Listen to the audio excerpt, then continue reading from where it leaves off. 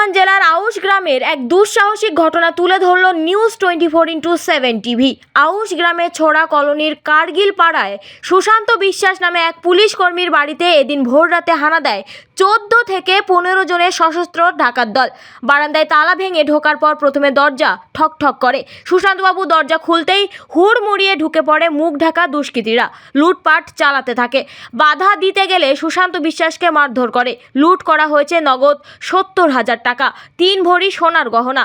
পাশাপাশি চিৎকারের আওয়াজ শুনে প্রতিবেশী এক যুবক নরোত্তম বিশ্বাস বাড়ি থেকে বেরিয়ে আসেন। নরোত্তম দুষ্কৃতীদের সামনে পড়ে যেতেই তাকে এলো পাথারি ভোজালির কোপ মারা হয়। তারপর দুষ্কৃতীরা মাঠে সেচখালের বাঁধের রাস্তা ধরে চম্পট দেয়।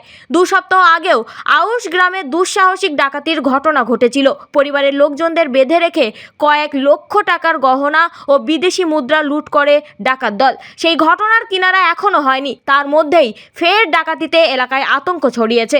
জখম নরোত্তম বিশ্বাস, বর্ধমান মেডিকেল কলেজ হাসপাতালে চিকিৎসাধীন। খবর পেয়েই এলাকায় আসেন পূর্ব বর্ধমান জেলার পুলিশ সুপার আমনদীপ।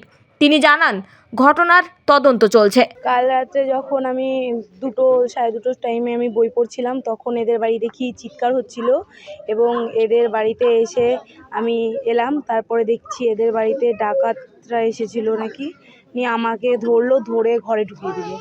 তারা ডাকাতরা তখন কোথায় ছিল? আমি যখন ছিলাম সবাই পিউর বাবাকে ধরে মারছিল আর এইদিকে 2 জন লুকিয়েছিল। কালকে রাত্রে রাত 2টো বাজে, তখন দরজা ধাক্কাচ্ছে। তা আমরা ভাবলাম কি জানি হলো, এইদিকে ওইদিকে সব দরজায় পিটাপিটি করছে। তো উঠে এসে দাঁড়ালাম যে কোথায় কি হচ্ছে। অনেকক্ষণ দাঁড়িয়ে দেখলাম কি লাইট জ্বালালাম, ওই দিক দিয়ে দেখলাম, দেখি আশেপাশে লোক নেই। দরজাটা যেই খুললাম সঙ্গে সঙ্গে ওরা দরজাটা খুললো? আমার স্বামী খুলেছে। কি করলো হাজবেন্ড? একটু খুলেছে, আমি আর শুধু বলি যে তুমি খুলে তালা দাও না, বলে হ্যাঁ দিয়েছি। তারপরে ওই সঙ্গে সঙ্গে কোথার থেকে ওই দিক থেকে লোক এসে একদম 10 জনা ঢুকে গেল ঘরের ভিতরে। তাদের হাতে কোনো অস্ত্র ছিল? হ্যাঁ। কি হয়েছিল বাবু কালকে? কালকে আমি যখন আমি ঘুমাচ্ছিলাম আর আমার বাবা আর মা জেগেছি, মানে ঘুমাচ্ছিলই, তখন কিছু লোক এসে ফার্স্টে ছাদে যায়। ছাদে যাওয়ার পর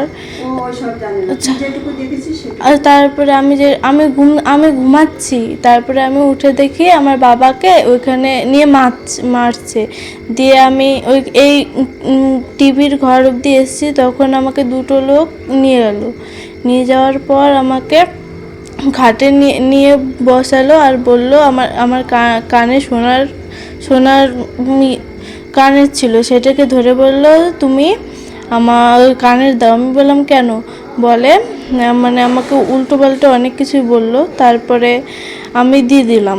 দিয়ে দেওয়ার পর আমাকে বলছে যে সোনাদানা কোথায় আছে। আমি বললাম যে আমি স্কুল প্রাইভেটে থাকি, আমি বাড়ি বেশি থাকি না, আমি সোনাদানার কথা আমি কিছু জানি না।